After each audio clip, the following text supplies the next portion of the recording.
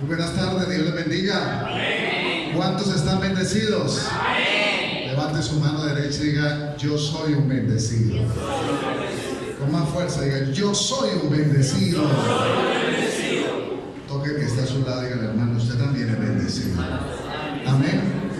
Somos el pueblo que bendecido por Dios. Ese es nuestro eslogan, nuestro lema: pueblo bendecido por Dios. Reciban un cordial saludo en nombre del Seminario Bíblico, del Concilio de Asambleas de Dios.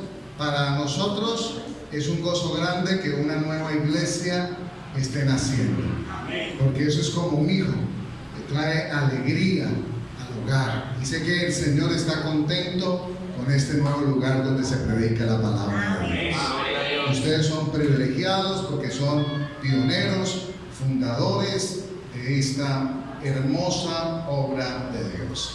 Y quiero invitarlos a que abran su Biblia en el Evangelio de Mateo, capítulo 6. Evangelio de Mateo, capítulo 6, versículo 33 y 34. Y el mensaje de hoy lleva como título: prioridades para una vida plena. Prioridades para una vida plena. Evangelio de Mateo, capítulo 6, versículo 33 y 34. Y escuche lo que dice la palabra de Dios. Son textos muy conocidos. Mateo capítulo 6, versículo 33 y 34. En la Reina Valera del 60 dice la Biblia así: mas buscad primeramente el reino de Dios y su justicia, y todas estas cosas os serán añadidos. Versículo 34. Así que no os afanéis por el día de mañana, porque el día de mañana traerá su afán. Basta a cada día su propio mal. Prioridades para una vida plena. Yo voy a pedirle a mi esposa Carol, que me acompaña, y a mi hijo Daniel, que vengan y ellos me van a ayudar en una ilustración. Daniel es el asistente pastoral. Y salude, Dios le bendiga. Dios les bendiga. Amén. ¿Cómo están? Bien. Bendecidos. Muy bien. Entonces, Daniel, sáquelo. Aquí, ¿qué ven ustedes aquí? ¿Un qué? Un recipiente. ¿Cómo está? Vacío. Vacío. Venga, Carito. Carito lo va a tener. Y Daniel va a hacer algo rápido. A ver, lo vamos a llenar, ¿cierto, Daniel? Vamos a llenarlo rápido. Rápido. Aquí están, mira, aquí están. Vamos a llenarlo rápido. Entonces, piense en ese recipiente como su vida, que se tiene que llenar. Y nuestra vida se llena de muchas maneras. Hay muchas cosas que llenan nuestra vida. Y ahí se está llenando, ¿cierto? Poco a poco, cada vez vamos necesitando cosas que son importantes en nuestra vida. Bueno, ¿qué pasó con el recipiente, Daniel? ¿Cuál es la pregunta que vas a hacer? ¿Ya se llenó? Sí. Sí, ya se llenó, ¿cierto? Pero vamos a ver, hacer otra cosita, a ver qué vamos a hacer. Resulta que si se le coloca a la vida, uno primero coloca las cosas grandes, importantes, pero si se acomoda un poquito, ahí vemos que caben más cosas. Bueno, vamos a echarle más cositas. A ver, rápido. ¿Qué más cabe? Ay, mira, ahora se está llenando bien. Entonces, ese recipiente simboliza nuestra vida. Primero cosas grandes, las prioridades. Y bueno, ya. Ahora sí. Falta uno. ¿Cuál es la pregunta entonces? ¿Ya se llenó? Sí. ¿Se llenó? Miremos a ver entonces. A ver. Pero todavía creo que le caben más cositas. Entonces muestra a ver qué sacó. Ah, sí, caen, mire, por aquí, échelas aquí para que se llene esta parte. No se las coman, la ilustración no incluía esa comida. Eso, mire, ahí caben más, mire, va a caber más cositas. A ver, si se las va a comer, se demora en echar, ¿verdad? Que ahora sí, y echémoslas ahí. A ver, encima del. A ver. Mire, listo. ¿Cuál es la pregunta que viene entonces? ¿Ya se llenó? Ahora cambiaron la respuesta, Daniel. Al comienzo decían que sí estaba lleno, ahora dicen que no. Bueno, vamos a ver. Ahí hay, ahora vienen otras cositas. Vienen las hojuelas. Mire, caben más hojuelas. Bueno, y si yo tomara, que abriera este recipiente y lo echara, ¿cabría el agua ahí? Claro que sí, ¿cierto? Así es nuestra vida. Nuestra vida se tiene que ir llenando poco a poco. Pero ahí viene una pregunta interesante, Daniel, que le hicimos esta mañana en la reunión. Las manzanas representan las cosas más importantes. Por eso están de primera. Y por eso son las más grandes. Y eso es lo que nosotros llamamos en nuestra vida las prioridades. Y yo le hice esta pregunta no programada a Daniel. Le dije, Daniel, ¿qué es lo más importante para tu vida? ¿Tú qué respondiste? Dios. Muy bien. Y le dije, bueno, y después de Dios, ¿qué es lo más importante? Nuestros papás. Y le dije, se ganó un helado por eso. Un aplauso para Karim. ¿Y cuándo se va a dar? ¿El helado? Sí, el otro fin de semana, ¿listo? Muy bien, entonces, ¿qué representa eso? Porque si vamos a entrar a la enseñanza de la palabra de Dios, yo quiero que usted piense que así como ese recipiente necesitó que muchas cosas para llenarse, ¿cierto? Primero las manzanas, luego el limón, luego las almendras, luego las hojaldras, y luego les dije yo, bueno, si echara este líquido, también hubiera sido necesario. Así es nuestra vida. Nuestra vida necesita muchas cosas para llenarse.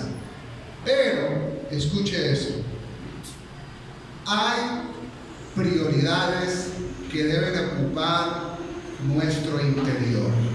Y hoy, usted a través de la palabra conocerá cuáles son esas prioridades para alcanzar una vida ¿qué?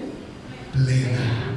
¿Qué significa plena? Una vida de gozo, una vida de alegría, una vida de propósito, de entusiasmo, de fe. ¿Cuáles son esas prioridades para alcanzar una vida plena? Bueno, el texto bíblico en primer lugar nos dice que debemos buscar ¿qué? ¿Buscar qué, iglesia? El reino de Dios. Ahí está la primera prioridad. Buscar el reino de Dios. Y la gran pregunta es, ¿qué significa reino de Dios? Porque nosotros hablamos y escuchamos el versículo, buscar primeramente el reino de Dios. ¿Pero qué es el reino de Dios? Bueno, una definición simple es decir que se refiere al reinado o a la soberanía de Dios que está sobre todas las cosas y que no es parecido al reinado de los poderes terrenales. Eso es el reino de Dios, la soberanía de Dios puesta en acción. El reino de Dios significa el establecimiento del poderío de Dios en mi vida. Y ese reino de Dios está por encima de cualquier cosa terrenal. Y mi prioridad debe ser buscar el reino de Dios. En otras palabras, buscar que la soberanía de Dios se establezca en mi vida. Y eso es interesante porque significa entonces que en mi vida no obra mi voluntad ni mis planes, sino se establecen los planes y los propósitos de Dios. Y la Biblia dice que los planes que Dios tiene para nosotros son planes de bien y no de mal. ¿Cuántos dicen amén? Entonces, por eso el evangelista usa tanto la palabra reino, porque Jesús empezó su predicación diciendo: el reino de los cielos ha llegado. Busquen el reino. Y es interesante que cuando usted mira en los evangelios, aparece 50 veces la palabra reino, y la palabra específicamente reino de los cielos aparece 32 veces, dando a entender que es algo prioritario en el mensaje de Jesús, que sus discípulos conozcan el mensaje del reino de los cielos. Algunos preguntan, bueno, ¿y por qué en algunas partes aparece reino de los cielos y en otras partes aparece reino de Dios? Especialmente en el Evangelio de Mateo aparece más reino de los cielos. Y la respuesta es sencilla. El evangelista Mateo le escribió al pueblo judío que se estaba entregando al Mesías. Y recuerde que para el judío el nombre de Dios es ¿qué? Sagrado. Y no lo mencionaba. Entonces por eso Mateo hablaba más de el reino de los cielos. Porque para el judío en la época de Jesús no les gustaba mencionar el nombre de Dios. Y el evangelista en algunas ocasiones utiliza mejor el reino de los cielos. Pero viene otra pregunta: ¿cómo se busca el reino de Dios?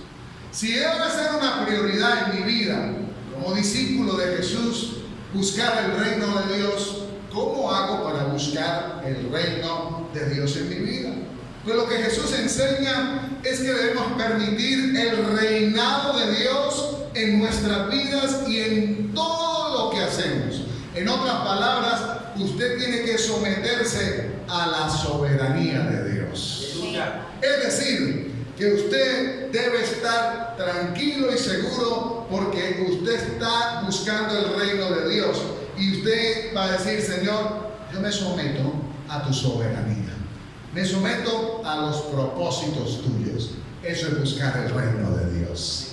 Decirle: Señor, mi vida está en tus manos. Señor, mi familia está en tus manos. El talento que tú me has dado está en tus manos. Me someto a tu reinado. Busco el reino de Dios y me sumerjo en ese reino, y significa que ya no es mi voluntad, sino es la voluntad del reino de Dios en mi vida. ¿Cuántos dicen amén? Amén. Entonces, tenemos que buscar las cosas de Dios como una prioridad sobre las cosas del mundo. Básicamente, ¿qué es lo que significa? Significa que tenemos que buscar la salvación, que es lo más importante dentro del reino de Dios, porque la salvación de nuestras almas vale más que todas las riquezas del mundo. Amén. Estos últimos 15 días he asistido a 2 ceremonias fúnebres y las he presidido. Y qué lindo cuando uno puede estar en una ceremonia de una persona que vivió para Cristo, que le dio la prioridad para el Señor, porque uno sabe que esa persona no murió, sino fue a encontrarse con el Señor. Porque para él la prioridad eran las cosas de Dios por encima de las cosas terrenales. Jesús le dijo a sus discípulos: ¿de qué sirve que alguien gane el mundo y al final pierda qué? Su alma. Lo más importante en nuestra alma es las cosas espirituales. Ahora, algunos dirán: bueno, eso significa que yo debo descuidar mis deberes cotidianos y lógicos que me ayudan a mantener mi vida. Ciertamente no. Eso no significa descuidar nuestros quehaceres, nuestra profesión, nuestro trabajo. Pero para el cristiano debe haber una diferencia en nuestra actitud referente a ellas. Si cuidamos los asuntos de Dios como una prioridad, buscamos la salvación, viviendo en obediencia a Él y compartiendo las buenas nuevas del reino con otros, entonces Dios va a cuidar de nuestros asuntos como Él lo prometió. Y si ese es el arreglo, pues entonces viviremos plenamente. Porque básicamente lo que dice Dios es: preocúpate por mi reino y yo me voy a preocupar por todas tus cosas. ¿Cuántos dicen amén? A mí me gusta siempre compartir el testimonio de un hermano que admiro mucho. Y usted tal vez conoce el negocio. Él tiene un negocio en el centro de Bucaramanga, Carne Santa Cruz. Antiguamente se llamaba Carnecol, en la carrera 18. Y él tiene para mí el mejor punto de distribución de carnes en Bucaramanga, porque usted encuentra ya de todo. Encuentra carne de res, pescado, pollo. Bueno, tranquilos que no es un comercial, es un testimonio. ¿Por qué? Porque este hermano no solamente tiene ese punto aquí en Bucaramanga, tiene 12 puntos como ese en toda la costa. Es un hermano muy bendecido, muy próspero. Y yo una vez le pregunté: hermano, ¿y cómo hace usted para administrar tantos negocios? Aquí solamente tiene más de 100 empleados, imagínense en los otros 12 puntos. Y él me respondió con algo muy interesante. Me dijo: pastor, yo le doy el primer lugar a Dios. Y Dios se encarga de cuidar todo lo que Él me ha dado a administrar.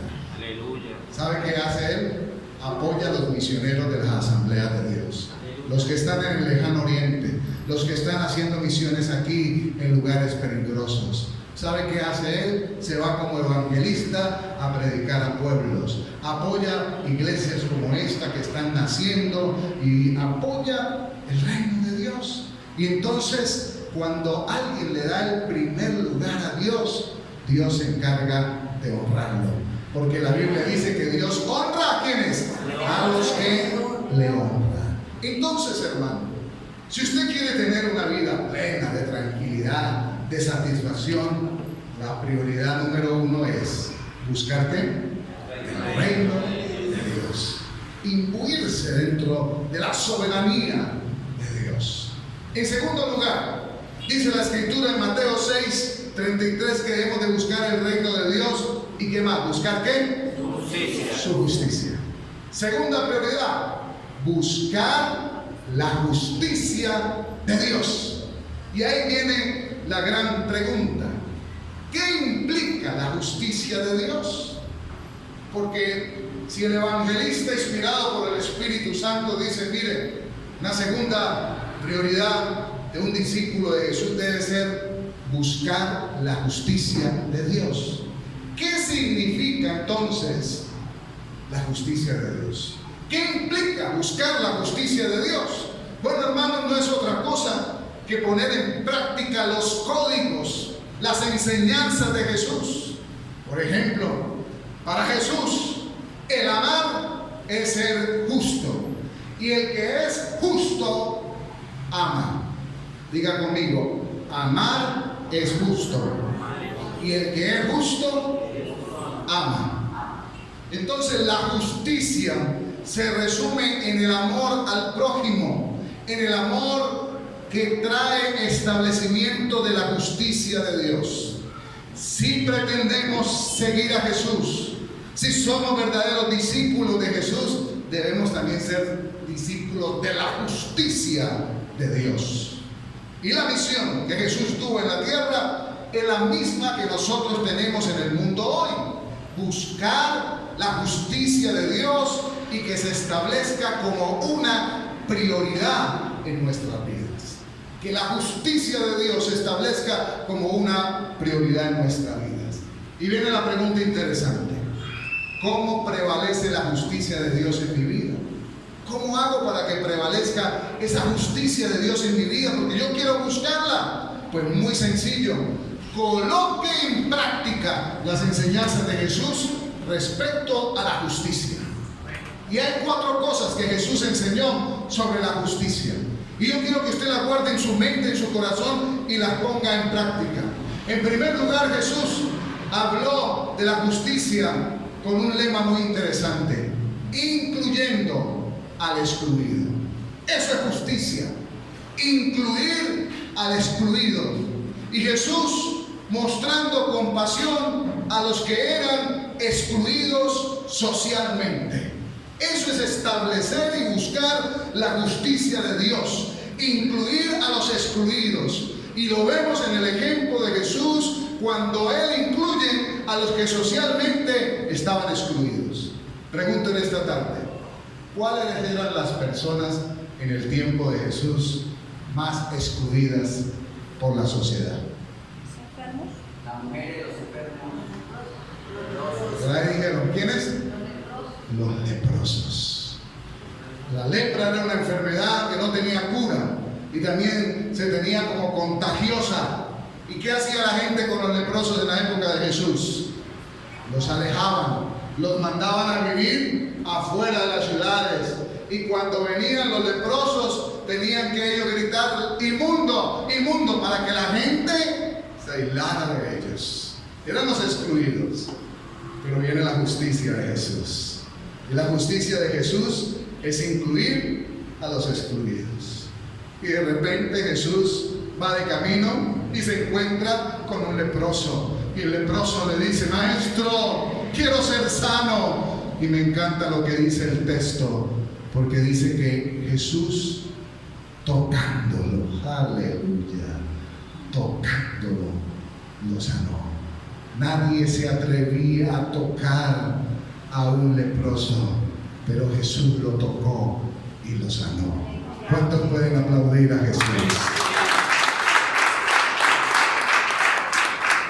La justicia incluye al excluido.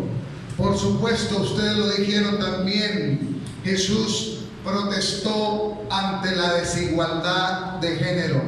Y cuando usted hace un análisis de la mujer en el ministerio de Jesús, Jesús establece justicia al reivindicar a la mujer. Porque para el judío, dice la historia, que ellos oraban de la siguiente manera. El judío ortodoxo decía, Dios, gracias porque no me hiciste gentil, ni me hiciste perro, ni me hiciste mujer. Ese era el criterio que el hombre tenía de la mujer como algo devaluado. Pero viene Jesús y levanta la honra de la mujer. Su círculo cercano eran mujeres. Sus amigos íntimos era una familia compuesta por 3 hermanos. Lázaro, pero junto a Lázaro habían 2 mujeres. ¿Quiénes eran? Marta y María. El día de su resurrección, las primeras que tuvieron un encuentro con Jesús resucitado, ¿quiénes fueron? ¿Quiénes fueron? Las mujeres. Y una vez le preguntaron a un hermano, ¿y por qué ustedes creen que Jesús se le apareció a las mujeres? Primero, para que la noticia corriera rapidito. No fue por eso. Era porque Él quería levantar la mujer que en ese tiempo era despreciada. No la dejaban entrar a ciertos lugares del templo. Jesús vino a reivindicar a la mujer. Eso es justicia. Cuando hay igualdad, Jesús también trajo justicia abrazando al excluido. Los niños en esa época no tenían derechos como hoy, no eran valorados como hoy. ¿Y qué hizo Jesús con los niños? Cuando los discípulos le decían, maestro, te están molestando, maestro, no deje que te acerque. ¿Qué dijo Jesús? Que vengan a mí, porque de los tales es que el reino de Dios.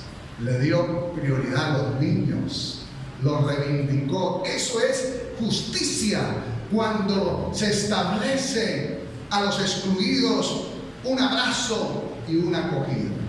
Escuche esto, hermano. Jesús y la justicia. Si nosotros estamos buscando la justicia de Dios, debemos de conocer toda la temática de Jesús en cuanto a la justicia. Y el segundo punto de la justicia de Jesús es que desafió las prácticas culturales de la época. Y en primer lugar, Él desafía y rechaza el racismo. ¿Había racismo en la época de Jesús? Claro que sí. Había un grupo que no era aceptado y que los judíos no le hablaban. ¿Cómo se llamaba ese grupo? Samaritanos. Los samaritanos. Y por eso el Evangelio de Juan en el capítulo 4 es una historia donde Jesús con justicia empieza a desafiar las prácticas culturales y rechaza de tajo el racismo, porque el evangelista coloca ahí, porque samaritanos y judíos ¿qué? No se hablaban entre sí. Pero Jesús se sienta a hablar con una mujer samaritana. Rompe las prácticas culturales de la época, estableciendo la justicia de Dios, rechazando todo racismo y algo muy importante, dignificando a los ciudadanos que según en la época eran ciudadanos de segunda clase, porque muchos decían: los samaritanos son de segunda clase, ellos se mezclaron con las religiones paganas. Pero mira, hermano, Jesús contó una historia que hasta el día de hoy todo el mundo, cristiano y no cristiano, la conoce. Si mi hermano, Dios le permite hacer una obra de caridad y hace un trabajo para beneficio de los necesitados, ¿con quién lo comparan? ¿Con el qué? ¿El buen qué? El buen samaritano.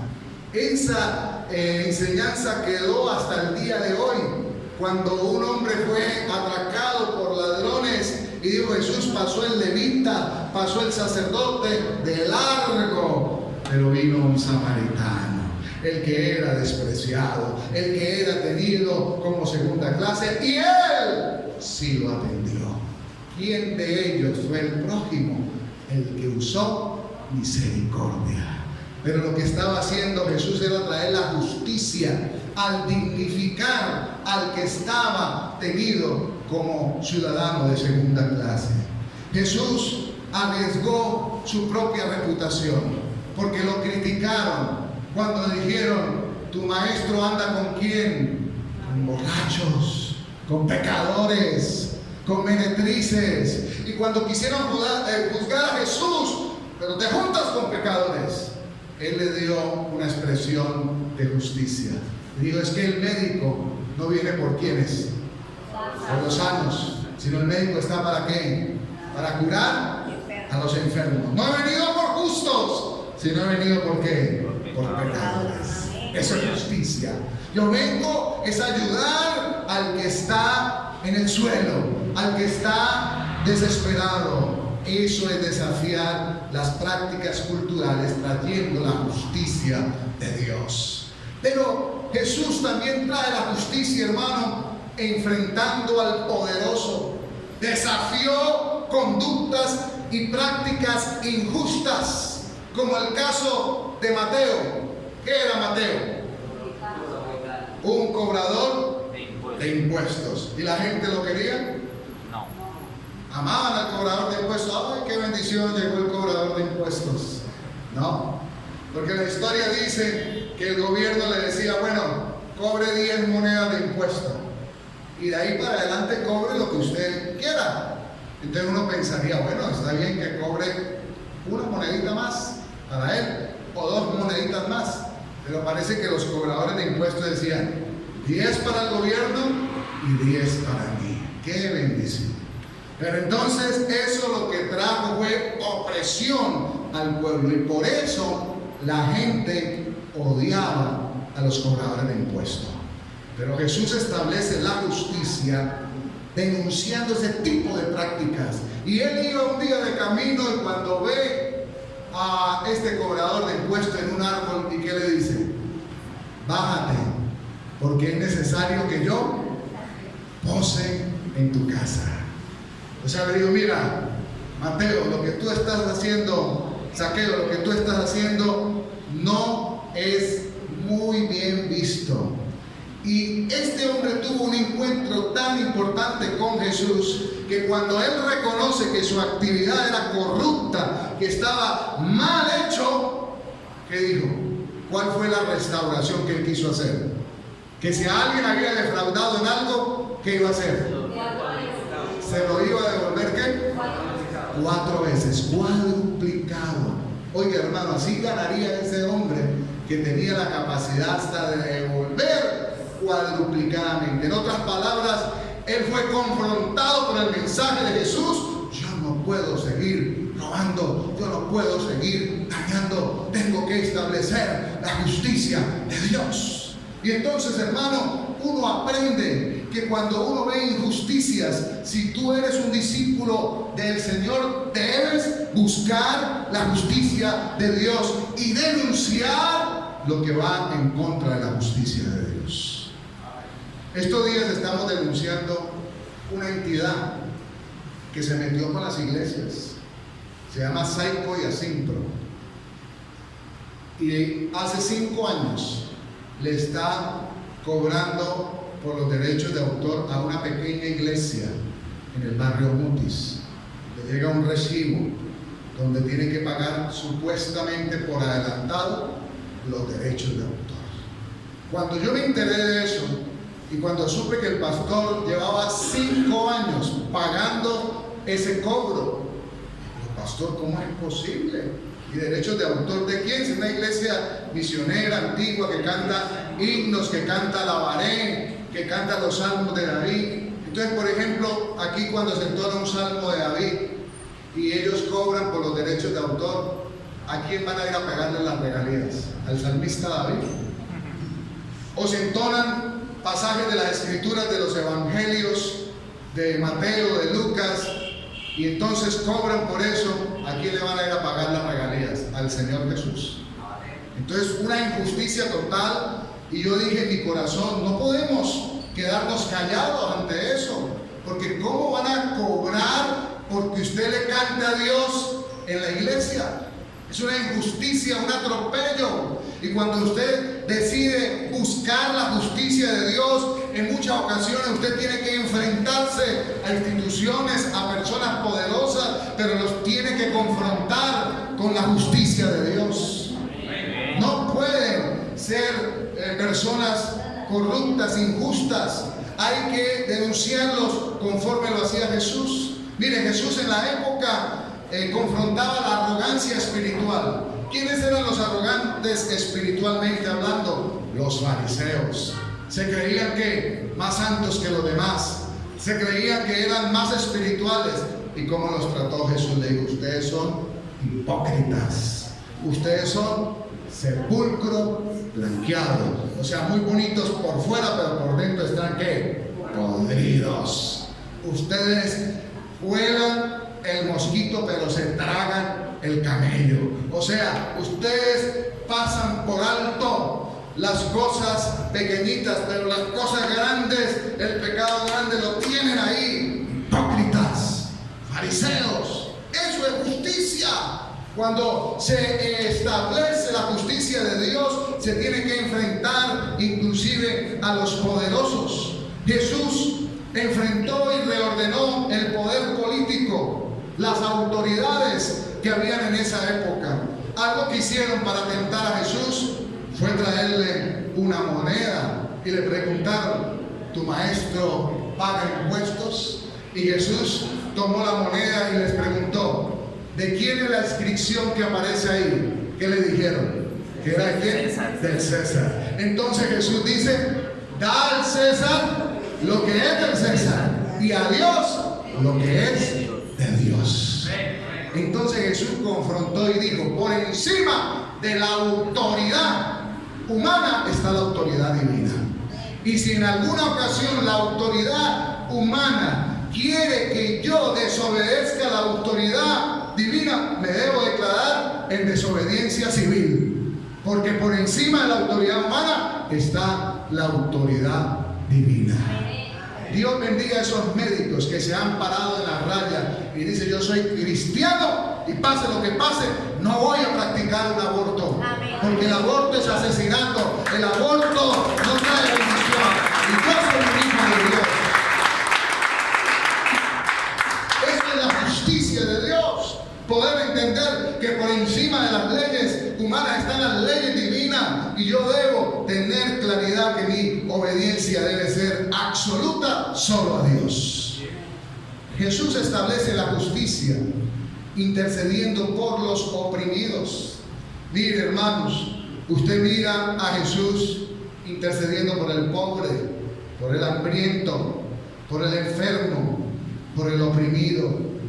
Esa es la justicia de Dios. Hermanos, van a crecer, van a ensancharse, van a ser iglesia de bendición, pero no olviden a los pobres, no olviden a los oprimidos, no olviden a los necesitados.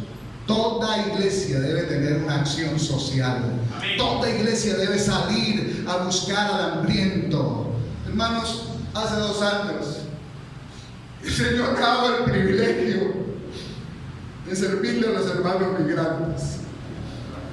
Todos los domingos, en muchas ocasiones, mi esposa por trabajo no puede ir, pero mi hijo me acompaña. Y vamos allá. 90 hermanos migrantes, muchos de ellos están llegando de 4 horas de camino. Y yo les pregunto cómo supieron de este lugar en un hotel aquí en Bucaramanga. Y algunos me muestran un volantico. Por allá en Berlín alguien nos dijo que había una iglesia de las Asambleas de Dios y que ahí predicaban, pero también daban un almuerzo al final de la predicación. Ese es el Evangelio de Jesús. Cuando la gente estaba con hambre, los discípulos quisieron hacer la más práctica. Señor, despídanos.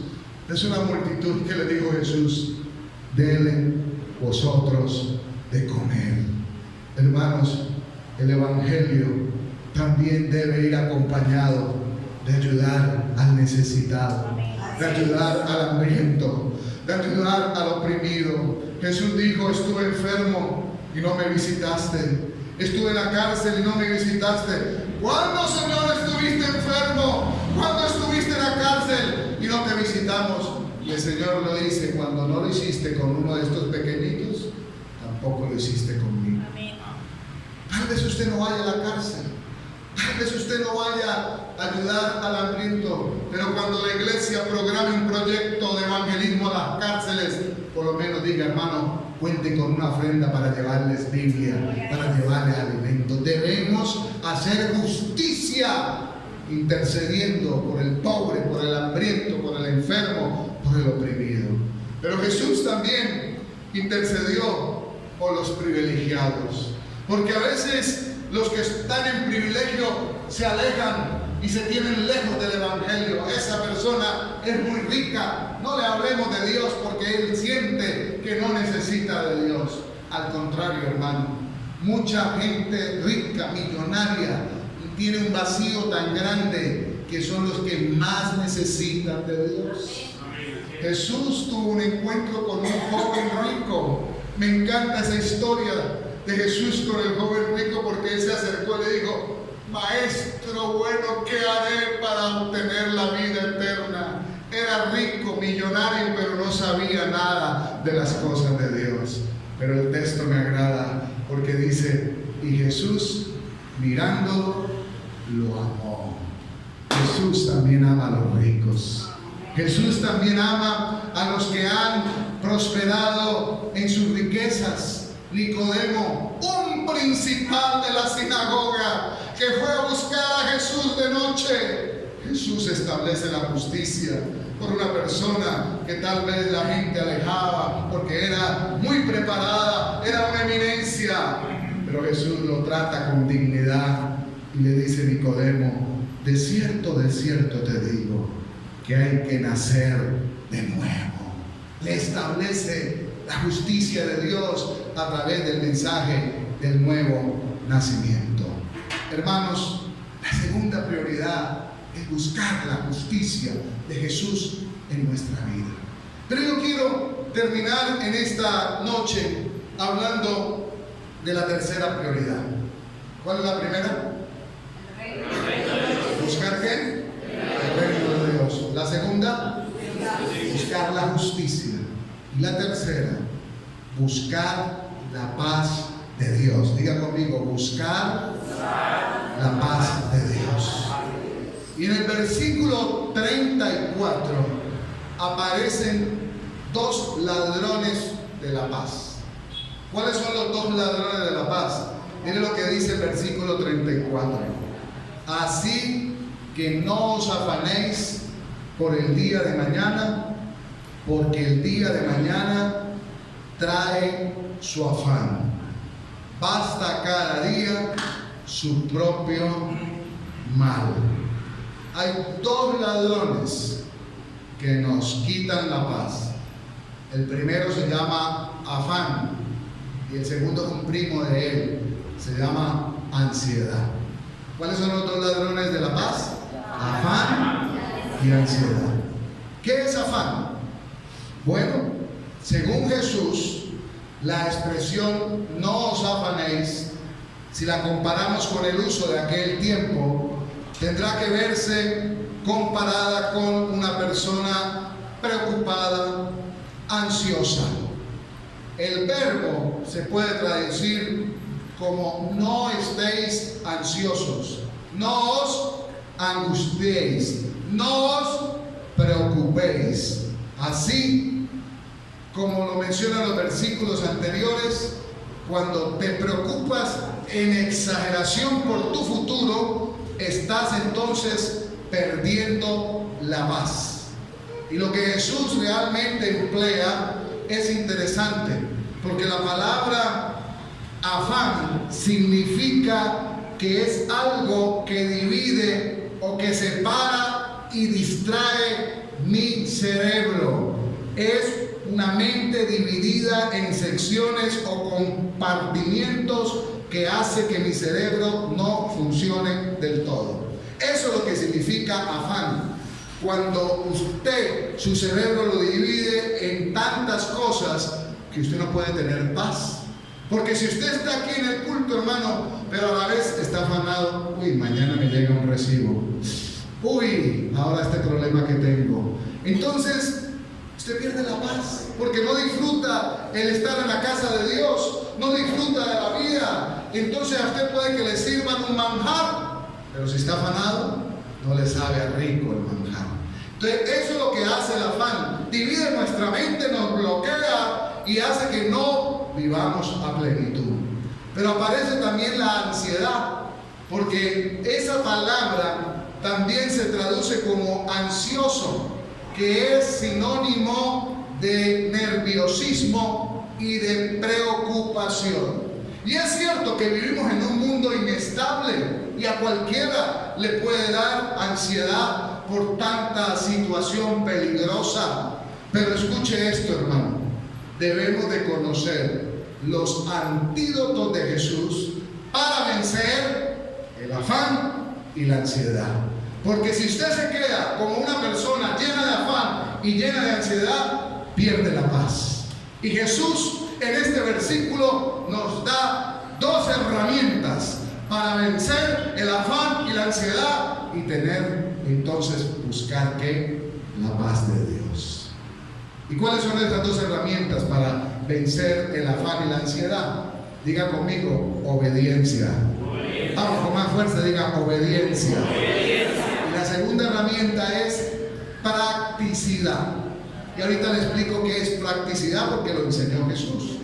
Primera herramienta entonces para vencer el afán y la ansiedad y así poder buscar la paz de Dios, la obediencia. Jesús dice claramente en el versículo 34, ¿qué palabra está antes de os afanéis? ¿Cuál palabra está antes de os afanéis? No. Entonces es un mandato, es un decreto. Jesús dice, mire, sea obediente, no se afane. ¿Usted quiere vivir en paz? ¿Cuántos quieren vivir en paz? Dígame amén. ¿Cuál es el antídoto? No se afane.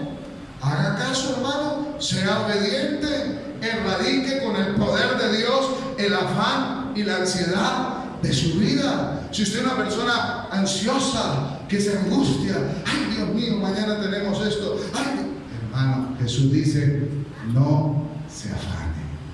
Si usted es una persona muy afanada, le recomiendo algún día visitar a los hermanos cristianos en los campos. Esos hermanos son los hermanos más tranquilos que yo he visto porque han aprendido a depender del Señor. Y ellos dicen, no, yo no me afano. El Señor es mi pastor, nada me faltará. Cada vez que yo tengo esa experiencia es linda, encontrar un hermano cristiano en el campo que vive sonriente, alegre, no está estresado. Y dice, ¿por qué? Porque le ha hecho caso al Señor, no afanarse, estar tranquilo y en paz con Dios. Y el segundo antídoto, hermanos, es la practicidad. ¿Qué significa eso? Es lo que Jesús dijo: basta a cada día su propio mal. En otras palabras, sea práctico, viva el día a día. No se amargue por el pasado, pero tampoco se angustie por el futuro. Disfrute el presente. Porque cuando alguien va a hacer una visita a una persona que quiere mucho, ¿qué es lo que piensa uno? ¿Le voy a llevar qué? ¿Le voy a llevar qué? ¿Un qué? Un presente. Por eso la palabra presente significa un regalo de Dios. El presente es un regalo de Dios. Disfrútelo, hermano. No se amargue pensando en el pasado, pero tampoco se frustre pensando en el futuro. Viva día a día creyendo que Dios tiene buenas cosas para usted. ¿Cuántos dicen amén? Amén. La gracia de Dios es suficiente para todas las situaciones en las que el creyente se encuentra. La gracia de Dios nos da la fuerza necesaria para ir hacia adelante cada día. ¿Cuántos dicen amén? Amén. Nuestra vida es la vida cada día. Y si llegamos al mañana, encontraremos lo que Dios habrá preparado fielmente para nosotros. ¿Usted es feliz teniendo lo necesario? Si eso le basta, entonces usted está cumpliendo las prioridades. Está buscando el reino de Dios, está buscando su justicia, pero también está buscando su paz. La invitación en esta noche es a que depositemos nuestra confianza en el Señor para nuestras necesidades diarias. Y estamos tranquilos con respecto al mañana. No porque hayamos planificado todo, sino porque conocemos el corazón de nuestro Dios. Amén. Vivamos en fe. Cada mañana podemos oír la voz del Señor que nos dice: bástate mi gracia. Amén. La gracia de Dios, el favor de Dios es lo que nos trae la paz. Hermanos, estuve buscando unas estadísticas y las personas que van a consultas psicológicas, el 40% van por temas relacionados con ansiedad.